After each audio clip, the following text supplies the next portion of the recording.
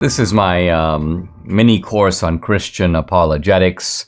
The last time I talked a little bit about what apologetics is, and now we're slowly going to get into it. The text we're using is this one here. Hey, I notice this matches my jacket. What's so great about Christianity? Available. I have the hardback, but it's available in paperback.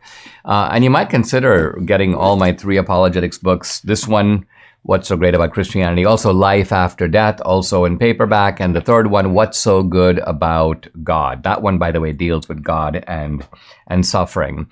And this kind of course is going to take us through sociology, a little bit of history.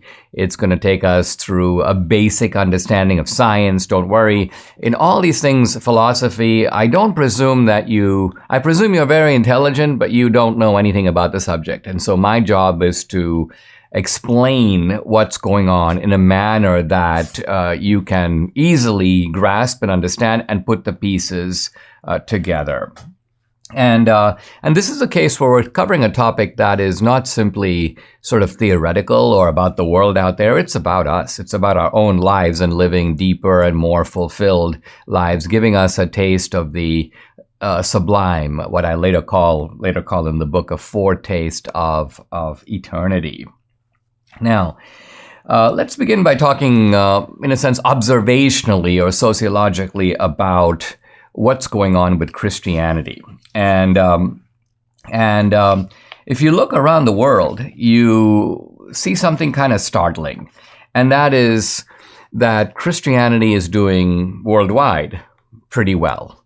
Now, religion in general is doing worldwide pretty well, which is to say it's really growing in large parts of the world, notably in the so-called developing world. I don't mean in the poorest countries in the world. In fact, some of the poorest countries in the world, think about, for example, people living in the Amazon rainforest or tribes that are kind of untouched by modernity. We don't see a rapid growth of Christianity over there. But we're seeing countries that are coming up in the world, countries all over Asia and South America and Africa, finding, you may say, religion, and specifically Christianity. Now, all of this is a little bit of a surprise because if we go back a few decades, I don't know if you remember, there was in the 1960s, I believe, late 60s, a cover of Time magazine that's asked, "Is God dead?" And this was a reference to the famous saying by the philosopher Nietzsche, "God is dead."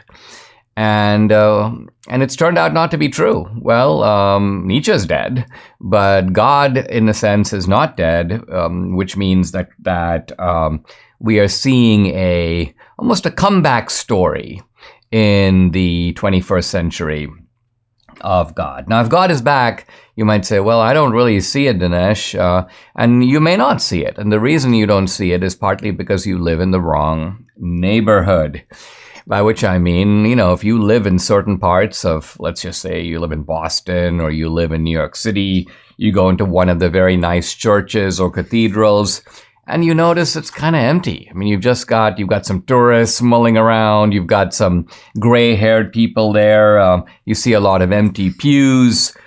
And this is also a reality of our time. I don't mean to dismiss this at all. This is a phenomenon I want to call practical atheism. So practical atheism is different from the kind of militant new atheists, Richard Dawkins or Sam Harris, who are raging against religion.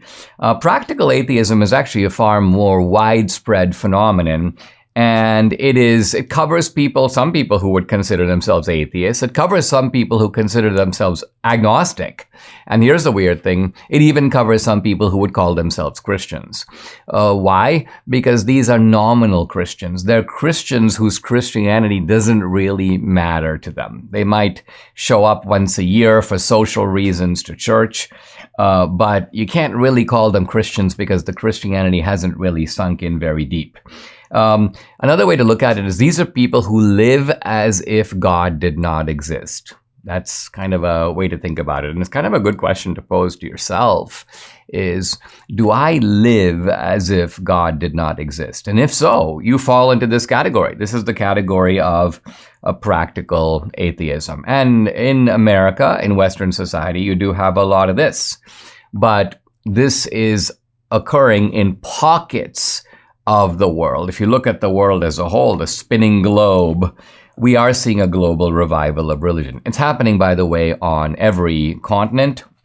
It's happening in strange places, even in Europe. You'll go into places like Amsterdam, and you'll see a church sometimes run by like a preacher from Senegal or preacher from Africa, black guy, and it's completely full of Dutch people who are attracted to this kind of, let's call it old-time religion or traditional religion.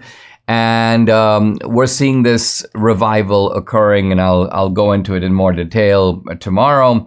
It's occurring in Hinduism. Hinduism is a big revival going on, particularly in India, which is the home of Hinduism. It's occurring in Islam, and it's occurring even more rapidly in Christianity.